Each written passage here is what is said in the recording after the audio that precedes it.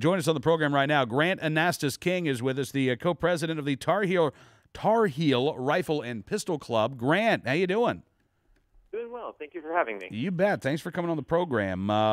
This is the week where a lot of college campuses are holding empty holster protests as part of Students for Concealed Carry on Campus awareness drive regarding campus carry. Are you guys doing anything like that there at UNC? We are not. We do not actually have a chapter of Students for the Concealed Carry on campus here. We're working on trying to see if we have interest in saying that we certainly have interest. Yeah. We're working on getting some people to set that up. Well, you guys got a pretty big reminder of the fact that a gun-free zone isn't really a gun-free zone at all because the criminals aren't going to obey that signage. You all had an armed robbery on campus. Yes, we did. This Monday morning at about 12:20 in the morning at the dorm that is literally just across from my street. I can look out my window right now and see it.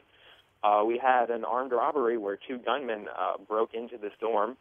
Well, actually, they were let in, apparently, by a student. They went up to the third floor and went in, picked a suite, and pulled a gun on the 5 occupants of this suite, lined them up against the wall, and robbed them right there. Police were called. They came. They apprehended one guy. He did not have the gun on him. But these 5 students reported that there was a gun pointed at them as they were lined up against the wall. Well, the campus police decided that there wasn't enough indication that there was a gun on the other suspect who was somewhere on campus to run around. So the alert system that we have in place for campus was not used. The alert system consists of sirens and text messages to all of our phones. And no one knew about this until later on in the day. The very scary thing for me is 24 hours removed on Monday night, Tuesday morning, I was actually walking back by this dorm at the exact time when the gunman would have been fleeing from the dorm. So it would have been great, one, to know that there was a situation which we were completely unaware of, and 2, for me to be able to defend myself. Yeah, I got it. I mean, let's take both of these in order, Grant, because I have to tell you, I'm a little surprised that the alert system wasn't used. I mean, I see stories all the time about the alerts being used, and it turns out somebody had a Nerf gun or somebody had a squirt gun. You're telling me 5 individuals were robbed at gunpoint in their dorm room, and that wasn't enough to trigger the campus alert of, hey, there may be a bad guy on campus with a gun? I don't understand it either, but the story actually gets better. This guy who is on the loose they've still not, they know his name, there's a warrant out for his arrest, still haven't found him. In 2005, he was convicted for an assault with a deadly weapon with the intent to kill. And this is the guy that they're letting run around campus. Don't know exactly where he went, how he escaped campus, but running around at 12:20 in the morning, where there's still a lot of people walking around, walking by. Yeah. And so obviously this is a dangerous guy. I certainly don't think these students were lying when they said they were robbed at gunpoint. And the campus police decided that it was not a situation that was threatening enough to merit using this alert system. And if you go to the website for this, it says the sirens will only sound for, and the first listing is an armed or dangerous person on or near campus. Wow. But somehow this did not qualify. Wow. So, Grant, I got to ask, I mean, you say it'd be nice if you could actually carry for your protection. In the wake of this incident earlier this week, how many other students have you heard, and faculty members, I guess, too, say the same thing? There's a lot of support for this. This is very interesting timing because it's been a hot issue in the campus paper. It's been actually given very fair coverage, both sides of the argument. But for the past several weeks, we've been having a lot of dialogue on campus and discussion about this. And this incident proves the point that the police are not going to always be there to protect you. They don't have the obligation to protect you. And what are you going to do? It seems like common sense to me that I want to be able to defend myself, that I'm guaranteed by the Constitution the rights to be able to defend myself. Yeah, yeah. And it's interesting, Grant, as you said that you all have been having a discussion about this, I remembered earlier this week I ran across an op-ed from the Daily Tar Heel from a biology and philosophy senior who expressed a very different point of view than what you're espousing tonight, Grant. In fact, he said, I find that people who advocate for gun rights tend to have a very interesting picture of reality. Do you really think, given a situation where somebody tries to break into your home or tries to rob you on the street, that pulling a gun on that individual and initiating a firefight is the best way to deal with that situation? So, Grant, I mean, are you running up against this type of attitude, the idea that, look, if a guy with a gun does come into your dorm room and does, put you up against the wall, the worst thing you could do would be to try to defend yourself. Just go along with it, Grant. Try to enjoy it as best you can. Oh, I certainly, I'm running into this all the time, and I just don't understand the mentality. The counterpoint to this, well, the first thing is that we all know guns are scary, apparently, because they kill people. I didn't realize inanimate objects killed people, but hey, okay. So guns are scary. Yeah. The next big point is that, oh, well, students are irresponsible. And, oh, well, if you give students guns, they're going to be going around, they're going to be shooting each other.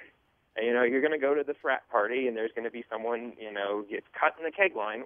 There was a letter to the editor in the DTH, Daily Tar Heel, and there's going to be this huge firefight. Well, one, this doesn't happen anywhere. Are there big knife fights right now on Fraternity Row? No, is it like the Deltas and the Sigma Chi's going at each other like the Jets and the Sharks? I'm not hearing about that. No, if that's happening, certainly I'm in the dark about that. My other favorite first rule of keg party knife fight: you don't talk about keg party knife fight. I guess I don't know, Grant. My other favorite counter argument is that we put too much emphasis on the Second Amendment, so we should actually just amend the Bill of Rights. Another letter said, just like we have amended the Bill of Rights in previous years. I'm shocked by this, that there are people at universities, supposedly for higher education, that are under the impression that we have amended the Bill of Rights. Yeah. And this guy, you know what?